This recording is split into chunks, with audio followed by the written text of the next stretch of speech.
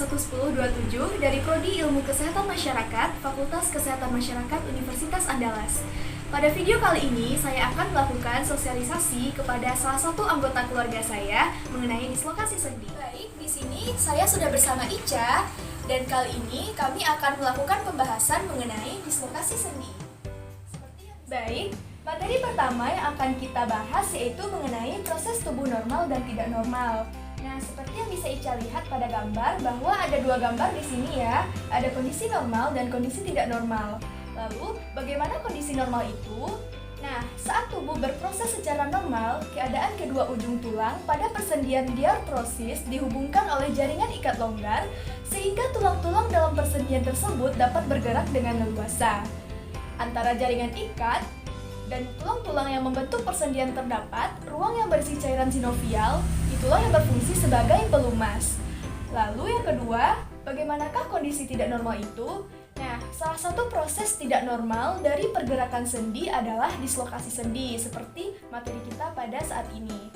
Dislokasi sendi merupakan keadaan di mana tulang-tulang yang membentuk sendi tidak lagi berhubungan secara anatomis. Dislokasi ini dapat terjadi pada komponen tulangnya saja yang bergeser atau seluruh komponen tulang terlepas dari tempat yang seharusnya. Nah, selanjutnya, dislokasi yang sering terjadi di masyarakat, terutama olahragawan, adalah dislokasi pada sendi bahu dan sendi pinggul atau paha, di mana 95% merupakan dislokasi sendi bahu anterior. Bahu merupakan sendi tubuh yang paling sering digerakkan, sehingga paling rentan akan terjadinya dislokasi. Nah, seperti yang bisa dilihat pada gambar ya, Ca. Dislokasi terjadi saat ligamen memberikan jalan sedemikian rupa sehingga tulang berpindah dari posisinya yang normal di dalam sendi. Mungkin sejauh ini Ca ada pertanyaan? Ada. Yang tadi kan Tika menjelaskan bahwa dislokasi sendi pada bahu itu sering terjadi pada setiap orang. Ya, benar. Apa saja bentuk gejala yang terjadi pada dislokasi sendi pada bahu tersebut? Nah, benar sekali ya, Ca, bahwa dislokasi sendi bahu itu memang dislokasi yang paling sering terjadi, di mana gejala klinisnya yaitu terlihat adanya tanda sulkus. Bahu yang mengalami dislokasi terlihat tampak kosong, seperti yang terlihat pada gambar ini. Gimana, Ca? Terima kasih. Oke, kita lanjut ya. Nah, tadi kan kita udah bahas tuh mengenai kondisi normal dan tidak normal. Lalu dislokasi apa yang paling sering terjadi? Nah, sekarang kita akan membahas tentang penyebab dari dislokasi sendi itu sendiri. Nah, secara umum ada 3 penyebab dari dislokasi sendi tersebut. Dimana yang pertama itu adalah dislokasi kongenital, di mana dislokasi ini terjadi sejak lahir akibat kesalahan pertumbuhan. Lalu yang kedua, dislokasi patologik atau spontan, di mana dislokasi ini terjadi akibat penyakit sendi atau jaringan sekitar sendi, misalnya karena tumor, infeksi, atau osteoporosis tulang. Lalu yang ketiga ada dislokasi traumatik. Nah, selain dislokasi kongenital, dislokasi patologik atau spontan, sendi juga bisa disebabkan karena odema atau karena mengalami pengerasan. Nah, itulah disebut dengan dislokasi traumatik. Nah, sekarang kita masuk kepada pencegahan dislokasi sendi itu sendiri. Nah, sebenarnya ada beberapa cara untuk kita dapat mencegah terjadinya dislokasi tersebut. Jadi, yang pertama, kita bisa menggunakan peralatan yang safety saat berolahraga. Kan kita sering tuh berolahraga, atau sore-sore, siang-siang, atau nge-gym, kita harus menggunakan peralatan yang safety untuk menghindari terjadinya dislokasi sendi. Yang kedua, kita bisa dengan mematuhi peraturan lalu lintas untuk meminimalisir kecelakaan. Nah, dislokasi sendi itu tidak hanya disebabkan oleh cedera olahraga saja, namun juga bisa disebabkan oleh kecelakaan. Maka dari itu, kita bisa mencegahnya salah satunya dengan mematuhi peraturan lalu lintas agar kita terhindar dari kecelakaan. Lalu yang ketiga, kita bisa menggunakan pegangan ketika menaiki atau menuruni tangga. Ini terlihat sepele, namun ini sangat berpengaruh terhadap terjadinya dislokasi. Nah, kenapa dikatakan seperti itu? Karena jika saat kita menaiki tangga atau menuruni tangga, jika kita dengan terburu-buru atau tidak memakai pegangan atau tidak berhati-hati, akan menyebabkan kita terjatuh, sehingga itu akan menyebabkan salah satunya terjadinya dislokasi. Lalu yang keempat, kita bisa menghindari berdiri pada benda atau lokasi yang tidak stabil, atau misalnya benda itu mudah jatuh. Kita harus menghindari lokasi yang seperti itu untuk meminimalisir terjadinya dislokasi. Karena benda itu nanti bisa jatuh kemana saja kan, bisa ke kepala, ke bahu. Nah, itulah yang harus kita minimalisir. Lalu selanjutnya, yang kelima, kita bisa dengan melakukan olahraga yang rutin. Nah, untuk membuat kesehatan sendi serta tulang kita terjaga. Dan olahraganya pun harus memakai peralatan yang safety ya. Lalu selanjutnya yang ketujuh, kita juga bisa mengkonsumsi makanan yang mengandung nutrisi dan gizi yang seimbang untuk kesehatan sendi kita. Nah, di saat pandemi seperti saat sekarang ini, kita harus memperhatikan pola makan kita. Karena kebanyakan aktivitas kita memang dilakukan di rumah atau work from home. Jadi kita seperti mengabaikan makanan yang akan kita makan. Jadi itu merupakan, sebenarnya itu tidak baik, namun itu harus kita hindari ya. Kita harus mengatur pola makan kita agar tetap 4 sehat 5 sempurna dan gizinya cukup. Jadi kesehatan sendi, tulang kita terjaga. Lalu selanjutnya kita harus menghindari sumber bahaya yang dapat menimbulkan kecelakaan fisik.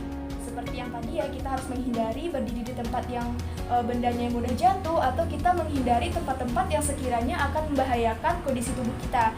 Lalu yang terakhir, kita harus membiasakan diri untuk berkonsultasi kepada dokter. Nah, itu ya cara mencegah dislokasi sendi. Nah, sekarang Tika mau nanya nih, Ica sendiri gimana kalau olahraga udah menggunakan peralatan yang safety belum? Terus kalau berkendara udah pakai helm kemana-mana belum? Kalau misalnya untuk berolahraga mungkin Ica belum menggunakan peralatan yang safety, tapi kalau misalnya untuk mematuhi peraturan lalu lintas seperti rambu-rambu lalu lintas yang dibuat oleh pemerintah atau pihak kepolisian, Ica sudah mematuhinya seperti memakai helm kemanapun dan kapanpun itu. Nah, benar sekali ya, Cak. Dipertahankan ya yang seperti itu, karena kalau sudah sakit kan kita jadi susah kan ngobatinya gitu loh. Lebih baik mencegah daripada mengobati, karena kalau udah sakit ya gimana gitu kan. Jadi kayak berobat susah gitu. Ya, selanjutnya itu adalah tindak lanjut dari dislokasi sendi itu sendiri. Nah, jika kita sudah mulai merasakan sendi kita agak sakit-sakit gitu kan, jadi kita terlebih dahulu kita harus melakukan pemeriksaan ya. Jadi pemeriksaan itu ada 3 macam. Yang pertama, pemeriksaan dengan sinar X, yaitu pemeriksaan diagnostik non-invasif untuk membantu menegakkan diagnosa medis. Lalu yang kedua yaitu CT scan, di mana CT scan itu sendiri adalah pemeriksaan sinar X yang lebih canggih dengan bantuan komputer, sehingga memperoleh gambar yang lebih detail dan dapat dibuat gambaran secara 3 dimensinya. Nah, yang ketiga yaitu MRI, yang merupakan pemeriksaan yang menggunakan gelombang magnet dan frekuensi radio tanpa menggunakan sinar X atau bahan radioaktif. Nah, selanjutnya kita akan membahas mengenai pengobatan dari dislokasi sendi. Nah, sebenarnya dislokasi sendi itu bisa diobati dengan medis maupun non-medis.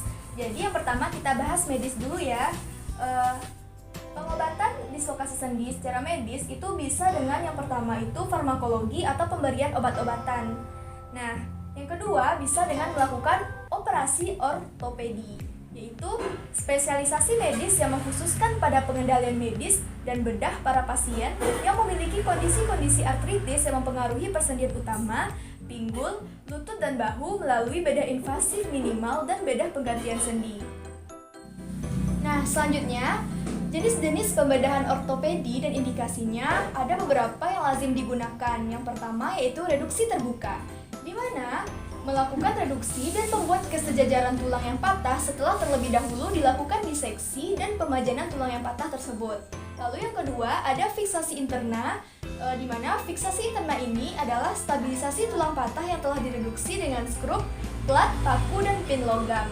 Lalu yang ketiga ada graft tulang, di mana graft tulang ini merupakan penggantian jaringan tulang untuk memperbaiki penyembuhan, untuk menstabilisasi atau mengganti tulang yang berpenyakit. Lalu yang keempat itu amputasi. Sebagaimana kita ketahui bahwa amputasi itu merupakan penghilangan bagian tubuh. Lalu yang kelima ada artroplasti, di mana artroplasti itu memperbaiki masalah sendi dengan atau melalui pembedahan sendi terbuka.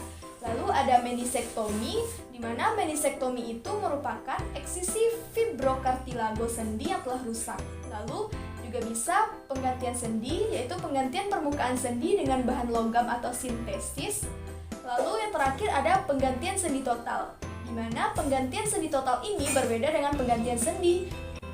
Kalau penggantian sendi itu penggantian permukaan sendi dengan bahan logam atau sintetis ya tadi. Kalau penggantian sendi total itu penggantian kedua permukaan artikuler dalam sendi dengan logam atau sintetis. Nah, itulah tadi sedikit pembahasan mengenai dislokasi sendi. Nah, itu mulai tadi dari ada kondisi normal, ada kondisi tidak normal, ada penyebabnya, ada pencegahnya, dan terakhir cara mengobatinya.